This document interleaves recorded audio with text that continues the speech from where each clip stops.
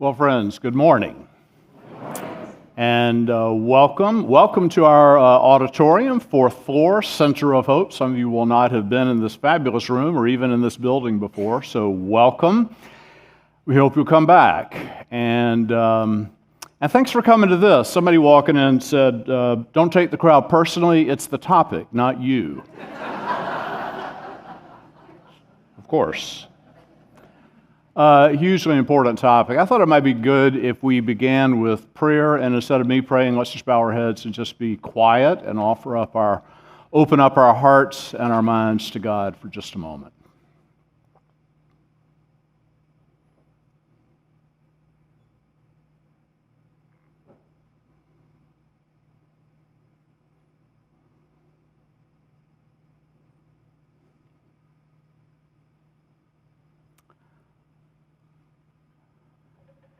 And all God's people said, amen. All right, friends. The topic, the election, your spirituality, and the soul of our nation. If Miss Manners were here, she would chide us for trying to talk about religion and politics. However, she's not here. And we must talk about religion and politics because we are in a season of, it's like Dickens' introduction to The Tale of Two Cities, except we only got half of it, right? So it's the worst of times. It's the age of foolishness. It's the season of darkness. It's the winter of despair. We find ourselves in a season of incredible toxicity, of anxiety, frustrations, broken relationships, and hopelessness. And it all begins to feel, doesn't it? It begins to feel inevitable. We feel like we're victims. There's nothing that we can do about this. I want to suggest there is something we can do about it, not just internally, but in terms of changing the way things go on in our nation. That's ambitious for a group of people in a room like this. But there is still a God. And if there's still a God, there still is hope. I love that this building is called the Center of Hope.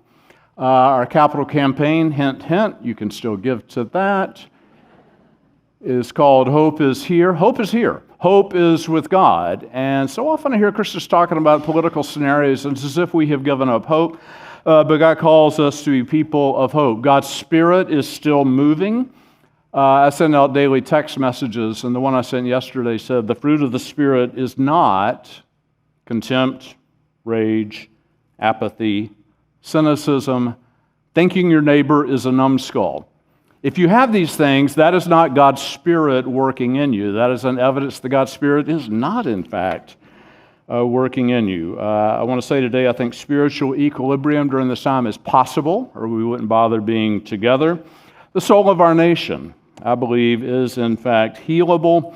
It all begins with love. Everybody knows the 1 Corinthians love chapter, but the verse that leads into it, Paul says, I will now show you a more excellent way.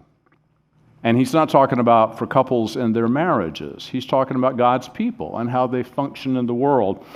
And it's all about love. In 1 Corinthians 13, Paul says love is all these things that we've lost when we have political discourse. Love is what? Patient, kind, does not insist on its own way, is not rude, is not arrogant.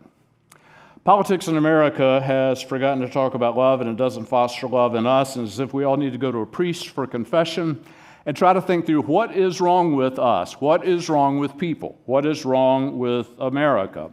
And of course, part of that is what is wrong with me. No one thinks that conventions, ads, parties, politics make us better, holier, or wiser. So let me start with the softball thing. Whatever throws you off balance and makes you crazy is not of God. Whatever throws you off balance and makes you crazy is not of God. The risen Christ comes to the disciples who are terrified behind locked doors and they just don't know what's going to happen next. And Jesus breathes on them and says, peace. Peace. So that's the thing. I hate to name this, but I do think it's the case. All of this unfriending and not speaking. And I hear people saying, well, my cousin, I can't really be with my cousin any longer. Or my brother's just lost his mind and we don't get together any longer. I'm not condemning anybody, I understand it, but this is not of God. This is not what God calls us to. I see Facebook posts some by my own church people, some by, it's got to be Presbyterians in town. I mean, you know how they are. And then former church members. I saw one yesterday, a guy that I thought was really close to, and he emails me all the time and says, I watch all your sermons, you're great. And he put up this vicious post, and I've got to call him and say, dude, you have not been listening. And you're making me feel like a failure as a pastor. Jesus did not say, agree with your neighbor. Jesus said, love your neighbor. And then Jesus asked, who is your neighbor? Your neighbor is that Samaritan. That's the guy that acts and thinks wrong. And Jesus adds to that, your neighbor also is your enemy. That's the one that we are to love. Arthur Brooks, at that National Prayer Breakfast 4 years ago, I love the phrase he came up with. He urged us to be missionaries for love in the face of contempt. So that's like our mission statement during this season. We're to be missionaries for love in the face of contempt. When we see people that make us crazy or we feel bedeviled ourselves, it's always wise to remember what my friend, Old Testament scholar Walter Brueggemann said. I heard this he was on Krista Tippett's Sunday morning radio program, On Being. I love what he said. He said, everybody's afraid. He said, some people are afraid that the world that they have known and trusted and relied on for so long is crumbling around them. And other people are afraid that the world they have always dreamed of will never come to be. And I've yet to find the person who does not fit in one or both of those categories. Everybody's afraid. And be very clear, everything out there is feeding your fear. The political nastiness, the campaigns, if you turn on the television, I'm not saying you couldn't, but you need to know that their mission statement is to make you very afraid. And this is bipartisan. CNN and Fox have a business model that says, make people very afraid. I watched my mother late in her life, she would turn on Fox News, and it wasn't the content of it, it's that there was a tone to it that made her terrified. Made her terrified. Because fear works. Fear, we tune in again. Fear feeds the dark side. Fear doesn't feed our holiness. The latest issue of Christianity Today is really amazing. If you don't know this, Christianity Today, it's a conservative-leaning, evangelical, great Christian magazine website, and they devoted their last edition to the campaign. A woman wrote a piece in there. Her name is Caitlin Sheese. And she wrote this. She said, we're afraid. And she said, but the thing, we're not afraid like, I'm afraid I'm going to lose my car keys, right? Or I'm afraid I'll forget to pick up groceries on the way home. It's not that kind of fear. Our fears are big, existential, apocalyptic fears, right? We're afraid that if candidate A wins, the world will just come to an end. We're afraid that if candidate B wins, it will just be horror upon our horrors and we will descend into some apocalypse. Caitlin, in her article, says, we as Christians need not fear such things. Why? There's a God. God can be trusted. Nothing ultimate will undo us. We can calm down a bit around this. This is also interesting. I recorded a podcast the other day, the reason I got Christianity Today on my mind, with Tim Dalrymple, who is the president, the executive editor of Christianity Today. And we talked about a great many things. He gave me a great podcast. It'll come out in the next couple of days. I said, Tim, what is the greatest enemy of the church today? And he said, the greatest enemy of the church is that we will lose, the danger that we will lose our first love, right? Our first love is God. Our first love is Jesus. But we might lose that first love because we're so obsessed with what's going on in the world. And I love what he said. He said, the world will be the world. The world will always be there. And that made something bing on in my head. The world will be the world. I read a lot of history, and if you think about history, this is true. The vast, high majority of most human beings who have ever lived on this earth have lived under a government that they loathed and they thought was totally oppressive to them. Jesus and the disciples and his mother Mary came along under a government that they absolutely despised. And in such an environment, Christianity grew and thrived. And they had a message that was a counter to what was going on in the world, so much so that by the 4th century, the whole empire said, let's be Christian. They didn't do a good job at that. But it was a thing that they did. When we lose our love, and some of you have heard me talk about this before, We call this idolatry. This is somebody trying to capture that moment in Exodus chapter 32. God's delivered the Israelites from Egypt. They get to Mount Sinai. Moses goes on the mountain for a while and doesn't come back. Well, God's having a long session with Moses. But the people say, oh, what happened to Moses? And then they said, let's create a God. Gods like they had in Egypt. That was really cool. Look how Egypt did. They were really prospering. We were lucky to get out of there. So they formed this golden calf. It's the perfect kind of idol, right? The golden calf, it's gold, right? So it connotes wealth. It's going to be a bull one day that connotes strength. That's what we want. We want wealth and we want strength. And from the Bible, we learn that this is, in fact, an idol. You and I may not bow down to statues, but we are all of us great idolaters. Martin Luther said, whatever your heart clings to, this is your God. And I've told some of you hear me talk a lot, some of you haven't. I'm convinced that the idolatry of our day, it's not money, it's not pleasure, it's not those other things that people talk about. The idolatry of our day is political ideology. People really believe my political ideology will be the salvation of me and the world. And if my political ideology does not win, it's going to be hell in a handbasket. And this is false. Our political ideologies are false gods. It's so important to remember, people want to say, are the Democrats or the Republicans Christian? Neither. Let's say it together. Neither. You didn't do it. Like, neither. Neither is Christian. Some of you, I know you're kind of holding back, thinking, I don't know. I think when this, neither actually is. Idolatry feeds craziness in it in two forms. One is idolatry feeds this idea that we've come to, which you know it's absurd, is that half the people in this country are total numbskulls and perils to the world. And the other half of people in this country are just marvelous creatures who are wise and knowledgeable and trustworthy. And you should not believe this. If you do believe this, you should not go out in your car because you're driving past the people that you think are numbskulls and dangerous. It just can't be right. And what happens then with idolatry is it becomes less about issues. We have real issues that are facing us. I've come to believe people don't really care about the issues so much. It's become more of a tribal identity thing. We're with those guys. We're not really sure what their policy is, but we're with those guys, and we're not with those guys. And it's almost like we want the other guys to lose more than we want to win. I'm familiar with this phenomenon because I'm a Duke basketball fan. And we want Duke to win, but it's way more important that Carolina loses. You may laugh. I know plenty of conservatives, it's very important to them that the progressives lose. But then what happens when the progressives lose? See, we have to think about that. I had a parenthesis here. I hope this is okay for me to do.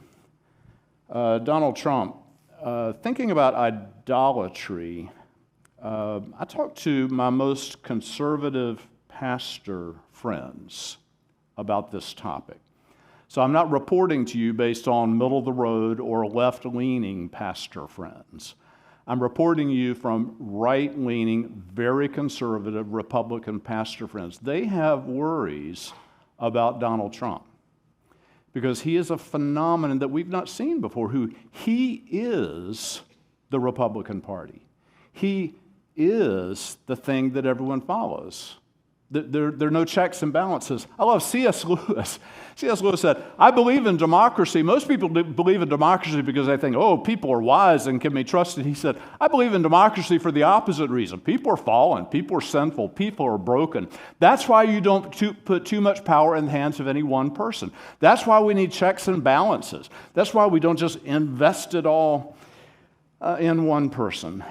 Back to Christianity Today, there's a great article in there by a guy named Richard Moore. And again, conservative evangelical Christianity. I just love this one phrase that he puts in here. He says, Donald Trump owns many properties. Let's be sure one of them isn't Christianity. So one of the things that can happen, it's a bipartisan danger, is that Christianity can sell out to some party, to some political agenda. It's always a huge danger. So, to think spiritual equilibrium, is that a possible thing? This is the John Wesley statue in Savannah, Georgia. You may have been to Savannah, you've never noticed this. People do other things in Savannah. Lisa and I were in Savannah one time. We're standing at the John Wesley statue, taking a photo. There are two other couples there. I looked at them and I said, "Are you guys Methodist clergy?" They said, "How'd you know?" Who else would stop here? So John Wesley, Taylor Pride Barefoot and I are going to do a program on John Wesley in September. Hope as many of you will come to that. It's equally fascinating.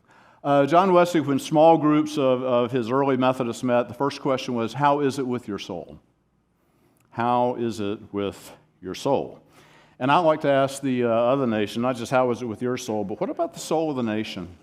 And I believe we have a responsibility about the soul of the nation. I think it's a real thing. A nation has a soul, and we, who are God's people, have a responsibility for the soul of the nation. And the way this works is pretty interesting. Adam Hamilton, who's pastor of the largest United Methodist Church in Kansas City, he spoke, not here, in the other building, back in the month of May. Adam's church developed this program during one of the recent elections. They're doing it again now, and I wish we'd gotten on top of it to do this. Everybody's putting out political yard signs. They printed these signs up for all the members of the Church of the Resurrection. There are like 20,000 of them to put in their yards. Love your neighbor.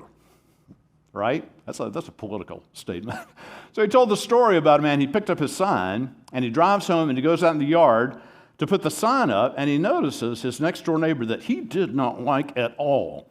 They've had so many tensions, and the guy just thinks wrong politically, and he's so annoyed by him all the time, he's got the same sign in his yard.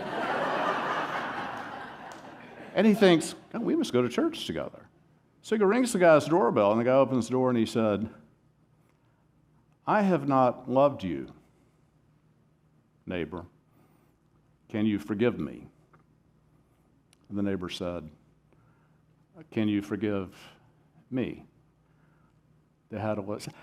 This is the kind of thing, if it could be duplicated hundreds and thousands of times, could actually bring healing, not just to us, but to our nation. That reminds me of another little political sign thing that's actually funny. When Lisa and I used to live on Richardson Drive, we had a next-door neighbor, arch Republican guy. And Lisa somehow came by this when Kerry was running for president. What year was that? Lisa found a Kerry sign and stuck it in his yard. This was fun.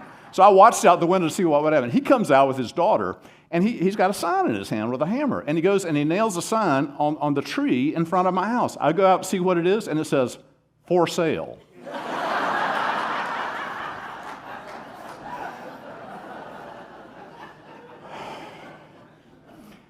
So let's talk about a better way. Jerry Falwell. I have to say I've rarely quoted in agreement with Jerry Falwell, but here goes. Jerry Falwell famously said, the idea that religion and politics don't mix was invented by the devil to keep Christians from running their own country.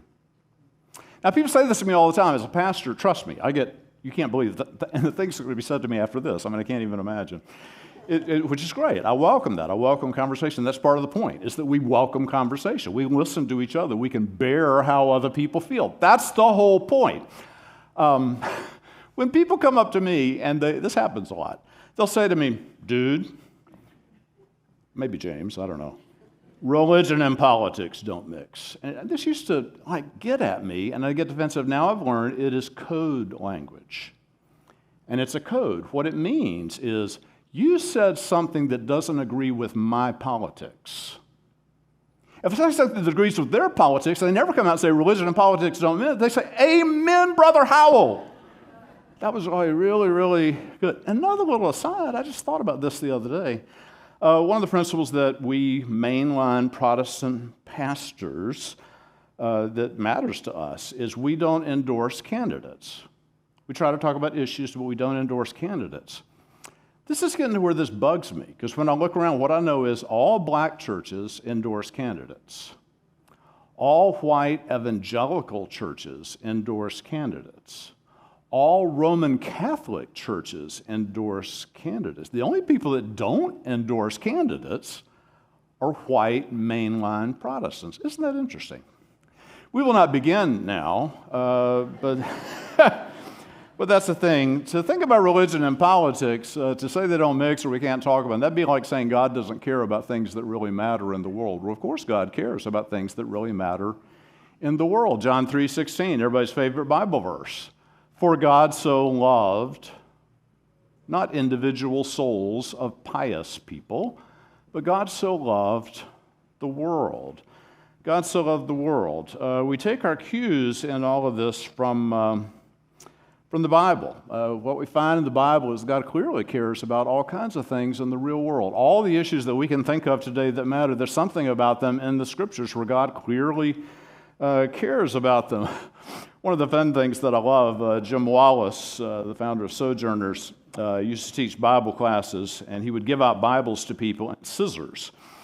And he would say, your assignment today is cut out anything in the Bible that appears to have any political nuance to it. And so they didn't get through Genesis, they cut out a bunch of passages, Exodus, most of that's gone. And they just went through the whole Bible. The prophets are shot, and they wound up with this just ribboned Bible, and he called it the Holy Bible. The Holy Bible.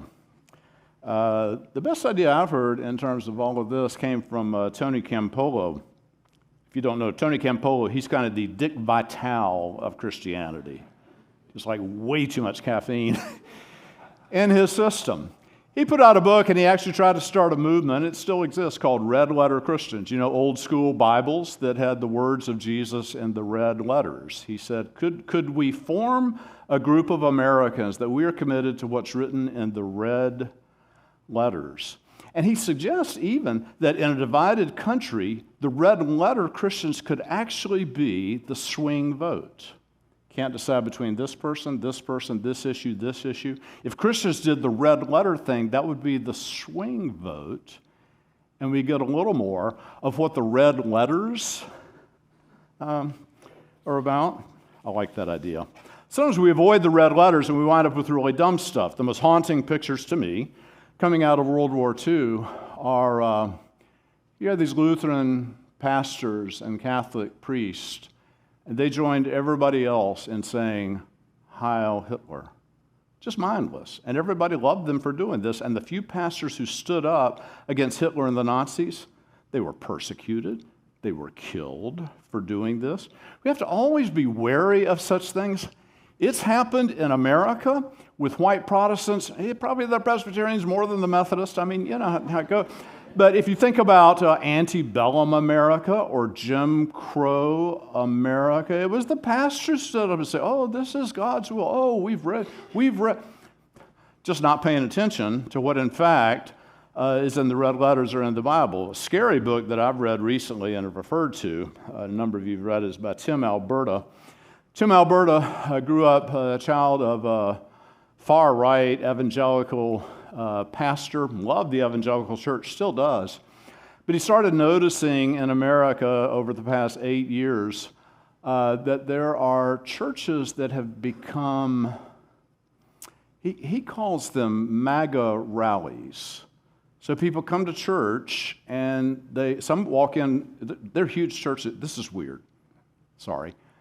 People come into church and they're carrying weapons, and they're wearing MAGA hats, and this thousands of people attend these churches all across the country.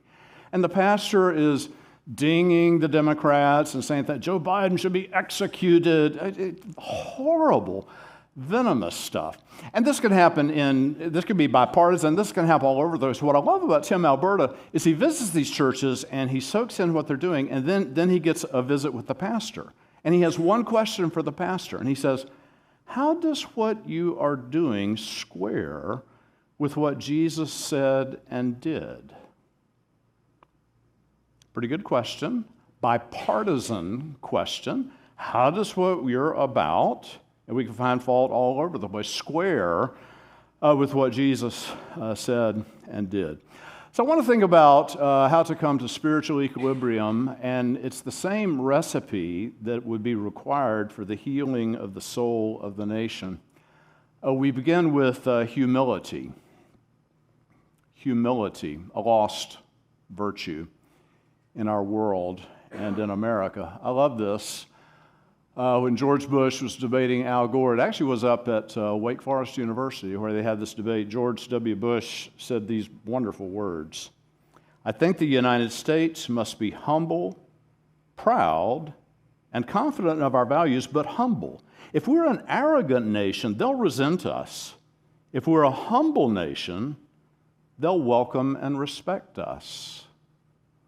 So humility for us as individual people, being humble, and humility is not being cocksure that I know everything. Humility is being ready to listen. Humility is knowing what I don't know. I love, recently I've talked about the Jonathan Haidt book called The Anxious Generation, where he talks about the terrible impact of smartphones on young people growing up, the terrible effects of this. He'd written an earlier book called The Righteous Mind that's really wonderful, and he studies why good people are divided by politics and religion. And what he learns in this, and this is humbling, is that you think you've got all the facts and logic on your side. But he says, actually, you were formed at a very early age to be a certain kind of person emotionally. That's the elephant. And then there's a little mouse riding on the back of the elephant, and that's your logic and your facts. So you are who you are emotionally, but then you start grabbing for facts, and you grab for logic, and it's not very good logic, and they aren't really very good facts. It's really the elephant that's driving you. You think, I've got all the facts, I've got all the logic. We can be humble about our facts, and we can be humble about our logic. It's important for the soul of the nation. The ability to say, I was wrong.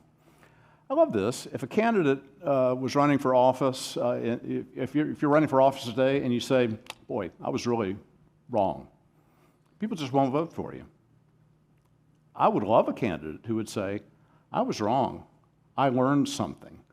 I was totally mistaken about something, and now I understand it better because I've lived, I've listened to people. I see now how I was wrong. But we want people, they are cocksure. They've always been cocksure. They would never change their minds. It's kind of a ridiculous thing. I love the Winston Churchill thing. He was always accused of waffling. He moved from one party to another. He changed his position on things. And he rather famously said, I would rather be right than consistent, which I like. A little bit of an ability, I think, to, I don't know how to put it, to laugh, not at others. That's in politics now. People laugh at other people. How do we laugh at ourselves? The master of this, of course, being Ronald Reagan, who during his presidency, he was always questioned about taking naps. And his response to questions about taking naps was this. He said, well, it's true that hard work never killed anybody, but I figure, why take the chance? I've left orders to be awakened at any time in case of a national emergency, even if I am in a cabinet meeting. Were you listening? That was to laugh at ourselves. We're getting to more important stuff. After humility, there comes sacrifice. Sacrifice. When I was a kid and first learning about politics, I kind of fell in love with John Kennedy, and I, like many people of my age, remember the day that he was shot, and my family went and stood in line all through the night to file past his body at the Capitol Rotunda. And the one thing I knew about Kennedy was that when he was inaugurated, I was too young to remember it, but I learned about it later, is that in his speech he famously said, ask not what your country can do for you, but ask what you can do for your country. If you ran on that today, you wouldn't get a fifth of the vote. What politicians do now is they say, this will be great for you. I'll pander to you. I'll do whatever you want. You tell me what you want, I'll do it. And if you just vote for me, do you see how that works? And then we become, the soul of the nation, we become horrible people. We become self-indulgent people who say, it's all about me. It's all about what's good for me. When God looks down and sees this in us, God just weeps for us. God wants us to be the kind of people who say, I really want political policies, not because they're good for me. I want political policies because they're good for others. And if the Bible is a clue, the others that we defer to especially would be who? The poor, the marginalized, those who don't have a voice. This is an enormous thing. It's just so very important. Jesus came. Jesus came not so... And that whole self-interest thing, right? It feeds self-indulgence. It feeds self-pity. It feeds our culture of blame. It feeds our culture of entitlement. And none of these are good for the soul of the country, are they? But how in the world are we going to recover a sense of sacrifice is noble and matters? It's got to start with us. It's not going to start out there in the political realm. People aren't going to show up at a Democratic rally for Harris and say, we want sacrifice. No one's going to do this. It's got to start in the church or it will never come. But I think the founding fathers, right, a sense that they had a real sense that this would be a country that's not about vested wealthy interests, but this is a country where we will look toward the good of all, that we will look toward the good of all. Jesus came not so I could get more of what I want. Jesus came so that we could care for other people. Jesus also came for reconciliation. Reconciliation. At our current political system, you have winners and losers. And the winners, you can imagine the day after the election, the winners will be like, yes! And the losers will be, drinking too much and being just miserable. God calls us to be agents of reconciliation. You talk about a divided country. The Civil War, that's about as divided as you could get. They were killing each other for years. Lincoln's second inaugural, you have to love what he said. He talked about the two sides. He said, both read the same Bible. Both pray to the same God. Each invokes his aid against the other. The prayers of both could not be answered. The Almighty has his own purpose. And then he closes his talk with what I think could be the mission statement for each of us as individuals and for the church, right? With malice toward, we have malice toward everybody now. With malice toward none, with charity for all, we are to bind up the nation's wounds. I love John Danforth, Republican senator. Old school, centrist Republican. We used to have centrist Republicans and centrist Democrats. Such happy days back then, long gone. John Danforth wrote this beautiful book called The Relevance of Religion, How Faithful People Can Change Politics. He says this, if we believe our political positions are absolute implementations of God's will, then reasonable accommodation becomes impossible. If our faith brings modesty about ourselves and our politics, our effectiveness is more likely. I believe that such modesty is, or at least should be, Christianity's gift to American politics. That's that humility thing. He also says this, if Christianity is supposed to be a ministry of reconciliation, but has become instead a divisive force in American political life, something is terribly wrong, and we should correct it. Back to those Church of the Resurrection yard signs. Something else, it's delicate to talk about it, but it's important to talk about it, character. Character. I don't think politics as we observe it and participate in it in America today is doing any good for anybody's character. Anybody's, right? Character. What does it mean? Do we value character in candidates? Is that a thing? Do we value character in ourselves? When I see people posting these like nasty things on Facebook, I was like, what about character? Like, does character matter? Martin Luther King, who knew how to talk about love in the public square, talked about being judged by the contents of your character. Preparing for this, a friend sent me some stuff from the Bible. 1 Timothy chapter 3. Here is a trustworthy saying, whoever aspires to be an overseer, a leader, desires a noble task. The overseer is to be above reproach, faithful to his wife, temperate, self-controlled, respectable, hospitable, not violent but gentle, not quarrelsome, not a lover of money.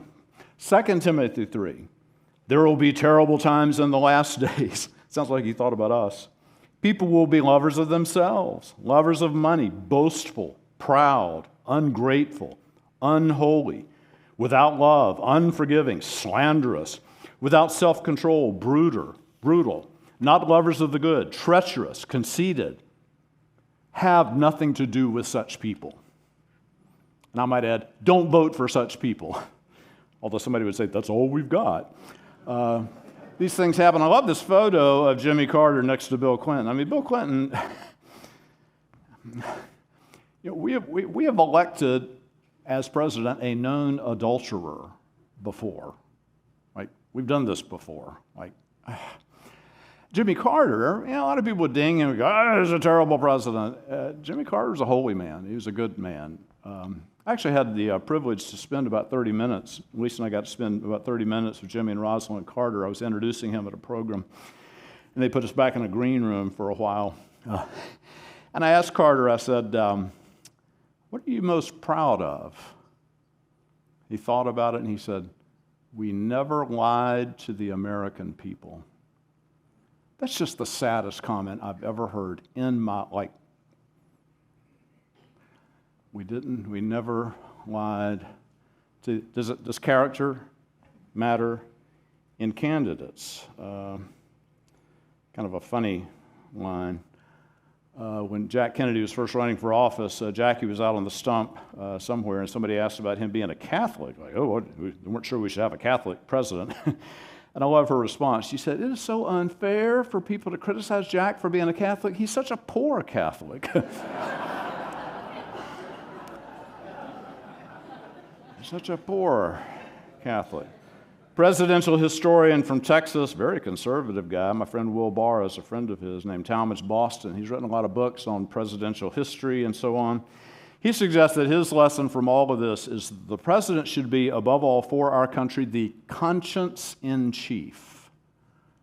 The conscience in chief. What happens to us as a country when we elect leaders who are morally flabby? What happens to us as people when our leaders, that young people and older people see up front all the time, are just terrible, nasty people? What is the overall impact of that over time? What would it be like to want leaders that would be good and noble and holy? People say, oh, we don't want Jimmy Carter in the White House again. Don't we want leaders that are good? Whole nother issue. Back to Tim Alberta's question. One of the questions that we could ask, I don't have time for today, does a candidate's faith matter? I wonder about that. I'm going to skip that. Bring back that another day. There are issues that come up, and we differ in our country on various issues, although it's more tribal identity now than issues. But on the issues that we face as a country, if we read the Bible, there actually is some pretty clear stuff on where we ought to be on things. So one of them is poverty. If you read your Bible and you take Christianity with any seriousness at all, we as Christians have an absolute obligation to do whatever is required to lift up those who are in poverty. Now, it's a little bit like health care, right? To me, I don't know how to read the Bible in any other way except to say, if there's such a thing as health care, everybody ought to be able to get it. I'm not just thinking people in America, I'm thinking people in other countries. Henry Perry is a medical doctor, global physician. He's trying to get medical care to the poorest people in the world. As Christians, we root for that. We don't work against that. We don't know which party is more likely to deliver that. We don't even know which policy might actually get that done. But we know what we are aiming for. This also works for immigration. Immigration is a bipartisan failure, is it not? You can't say it's a Republican failure or a Democratic failure. It is a bipartisan failure. But as Christians, there's no question where we need to be on this. Just read a few things from the Bible. Leviticus 19, the alien who lives near you shall be to you as the native born. You shall love him as yourself. Matthew 25, I was a stranger and you welcomed me. On the statue, think of the soul of the nation. As a kid, I learned that the Statue of Liberty was a big deal, and I wanted to go see it, and my parents took me to it, and I've taken my kids to it. It's a beautiful thing. There's a poem on it. You know this. Emma Lazarus. From her beaconed hand glows worldwide welcome. Give me your tired, your poor, your huddled masses yearning to breathe free. Doesn't settle how you get it done, but we at least know what the objective is. Life is a big issue, pro-life, pro-choice, and so on. There's not really any question that I need to do a longer program on this one because it's complicated, that as Christian people, we value so highly life in the womb. That's non-negotiable. We also highly value life after the womb, right? And so we have, I think how to put it. We tend to think we have to choose between pro-life and pro-choice. And I think we would wind up leaning pro-life, and yet I wonder, is there a way to be pro-life, which I surely am, that respects and honors that a woman makes her decision about such things? And sometimes I lean this way, I just have to be honest. I think about folks that I know that are working on pro-life things. If you've been around our church for a number of years, we used to have a guy who would show up on Sunday mornings named Flip Benham. He's from up in Concord. He runs an operation. What's it called? What are they called? Operation Rescue, yeah. And he's an anti-abortion guy. And so he shows up at church, he's got a megaphone, he's yelling, what's going on? He's just yelling and screaming at everybody that's coming to the church. And then he showed up one Sunday, and he had these big, massive photos of aborted fetuses. And you look out, and we have families with 3-year-olds, 5-year-olds, 7-year-olds trying to walk in to Sunday school. So sometimes the tactics of people who may have some right on their side actually can turn people against the cause. And to say it's complicated is just the reality. Race, clearly it's a big thing that we need to think about. People say, I'm not racist, it's fine. We've said this to you over and over. It's not enough in our world to say, I'm not racist. We have to be anti-racist. We live in a country where racism is still a problem, and as the people of God, we can't just say, well, that's not my problem. We have to do what we can do about this. Guns, I don't know what to do with guns. There's Moses. No, that's not Moses. That would be Charlton Heston. And this photo was taken in Charlotte, North Carolina. The NRA convention met here. And it's where he said his famous, I'll give you my gun when you pry it from my cold, dead hands. What do we do about that? Are Christians unreservedly pro-gun? Like, is that a thing? I wrote a column, this when I was young, and I wrote terrible smart aleck. I used to have a monthly column in the Charlotte Observer on the op-ed page. And when this convention came to Charlotte, I shouldn't confess to this, but I still think I had a little wisdom at the time, despite being a smart aleck. I wrote a column, and it was entitled, Would Jesus Join the NRA? And I did not answer the question, but I asked the question, there's a gun show with high-powered automatic weapons. Would Jesus walk along and admire the weapons and say this? Now, there are Christians, be very clear. There are Christians, they've done these images of Jesus where he's muscular and he's carrying a great big gun. And I want to respect and listen to people who see Jesus that way. But it gets back to the red letters of the Bible, right? Jesus is about to be arrested. One of his disciples pulls a sword to protect him, and Jesus says, put away your sword. He who lives by the sword will die by the sword. How do we as Christians grapple with this kind of thing?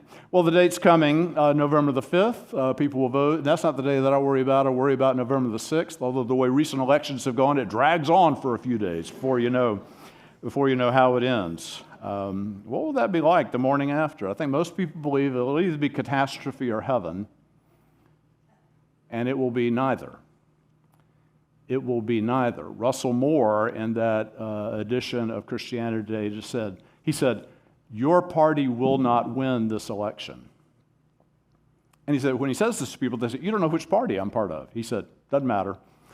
Your party will not win this election. What he's saying is, it doesn't matter who wins. We will, all of us, be losers because of the way our country is arranged. And one of the problems in the way our country is arranged is, and as Christians, we have to own this, it's winner take all. This used to bug me when I was a little kid. The first election I really paid attention to was in 1968. And I don't know why, I was kind of rooting for Hubert Humphrey. I thought he was cute. I don't know. I knew how Nixon would turn out. I don't know. Anyway, so I'm watching it, and it was kind of close, and Humphrey lost. And I said to my dad, I said, Humphrey, they should make him vice president. My dad's like, oh, hush. We're winner take all. You get all the Supreme Court seats, you get all the judge appointments, you get everything. In Christianity, we've got to know this. It's not winner take all.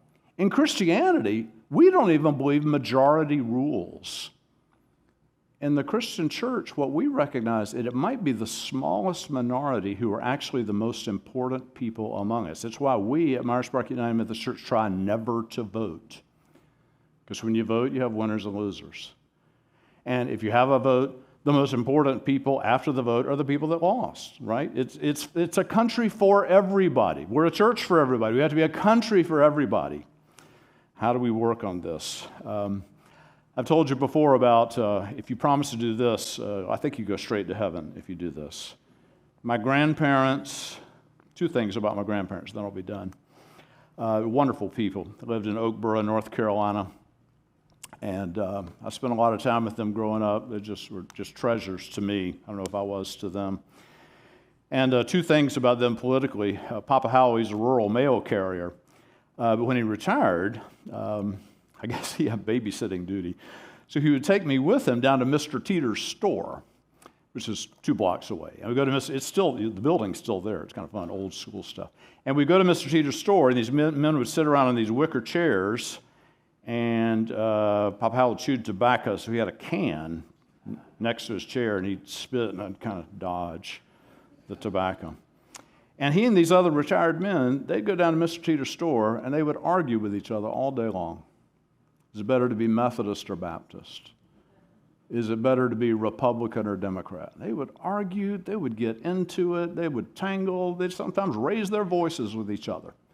End of the day, they'd go home. Next morning, they'd come back to Mr. Teeter's store. My Papa Howell would chew tobacco, and they'd argue again. I love that.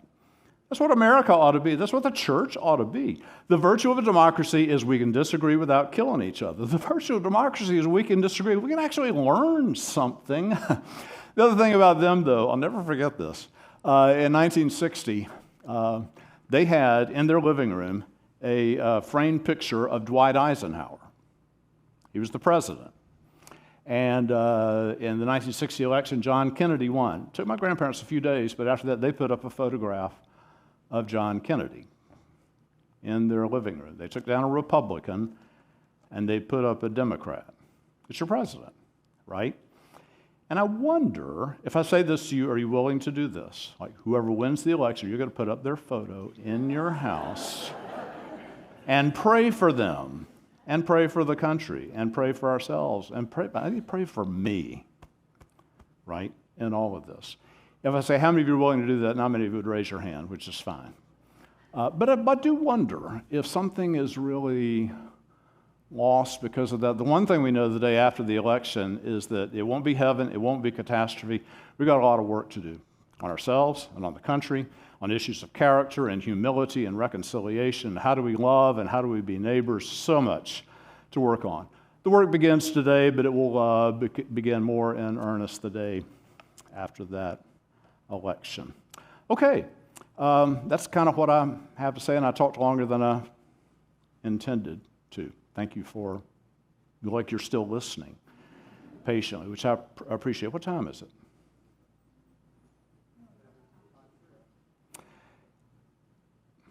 Are there, I won't take comments, because that's a little dangerous in this setting. First comment might be, how could you be so stupid, right? Which is, does anyone have a question?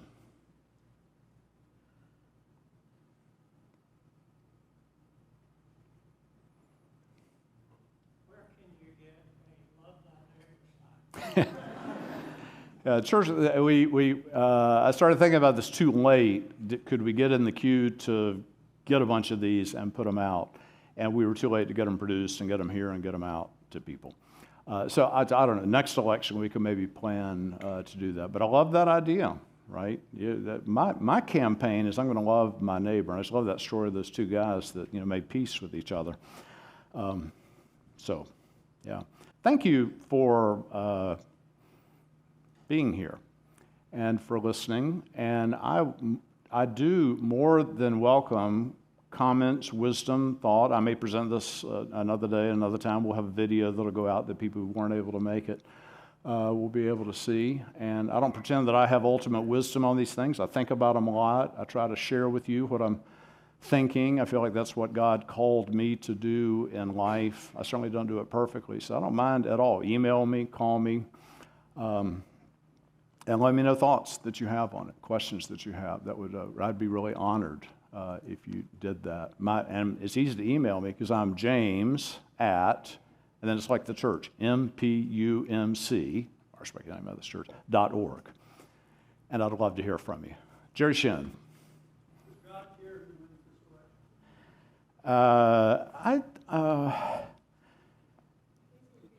So Jerry, I always answer questions in a way that you can figure out what the question was. And I do that sometimes. Somebody says, can you repeat the question? I'm like, no, I don't know. So those people go on. He didn't. Does God care who wins the election? And I'm not sure how to answer that. God cares about everything that goes on. I wonder if God thinks if this person or that person won, there'd be a higher likelihood that we could move toward what we need to move toward as a people. I think we've elected many people over the years because of incompetence, meanness, whatever it is about them. They really inhibit any process for God's people to make things better. I think that's a real thing, and that's a bipartisan thing, right? So I don't know about, I don't know how I know that God cares, though, about outcomes. God cares about the kind of people that we become, kind of what we do. I think God cares a lot about, by the next election, what kind of people are we, and people say, like, we have such crummy candidates. Yeah, you're the guys that voted for them, right? It's still a democracy. We still cast votes. People say, how do we get these terrible people? That's who somebody voted for, right? We're not in a dictatorship. It's a democracy. So how do we become better people that we raise? Let's say we have young people in our church. Maybe young people in our church would be inspired to think, I want to lead this city, this state, this nation one day, because I think I could lead it very differently. I think I could do it. Wouldn't be hard. I think I could. It's hard, but I think I could do this. And a young person might think that, and that might be God's calling. And one day that person could be, who knows, right? But we've got to become different people for the whole process to begin changing. It's going to take a long time, right? This is like a big ship that's been going the wrong way for a long time. You can't just put the rudder in and, it just turned around immediately. It's going to take a long time. It's a generational thing. So I think God cares, but it may be in that sense. I'm not sure heaven has a campaign sign for this candidate or the other one.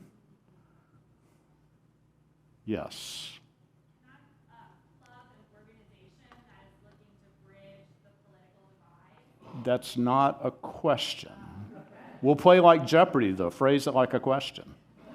Have you heard of? Have you heard of braverangels.org, an organization that's looking to bridge the political divide? Yeah. Thank you for that. One of the challenges is this is just true. People say, we had this in the United Methodist Church. I was one of the people who fell victim to it. We had this division in the Methodist Church. And I kept saying, I'm working for unity. I'm working for unity. And finally somebody said, you're working for your unity, right? Like, y'all come over and be with me, and then we'll have unity. So a lot of times we talk about bridging the divide, but what we really hope is that people kind of come be more like us. A lot of people don't want to bridge the divide. That's the nature of idolatry. We're right, and they're wrong. And it puts us at risk if we tried to compromise and bridge the divide and be humble and say, I'll give up this and you give up this, and then we can come together. A lot of people, they are not their hearts have not been converted enough to have any interest in doing that. But I appreciate all efforts to do that. Yes? Is it a good thing that American politics are mostly secular?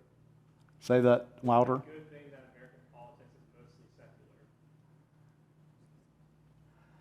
Is it a good thing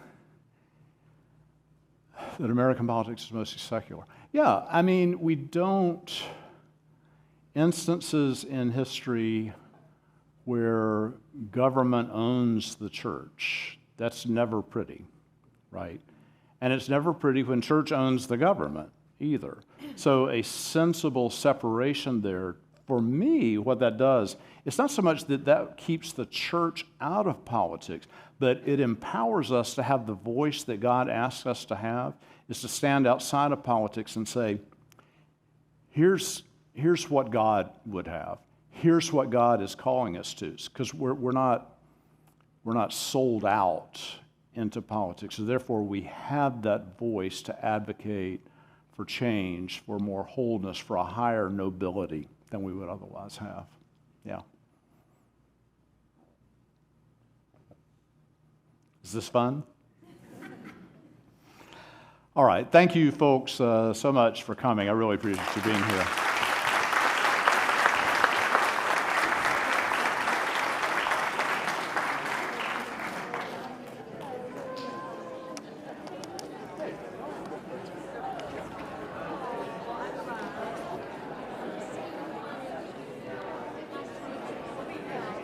Can't hear you. Did you see the clip on No. the pastor from Central? Central.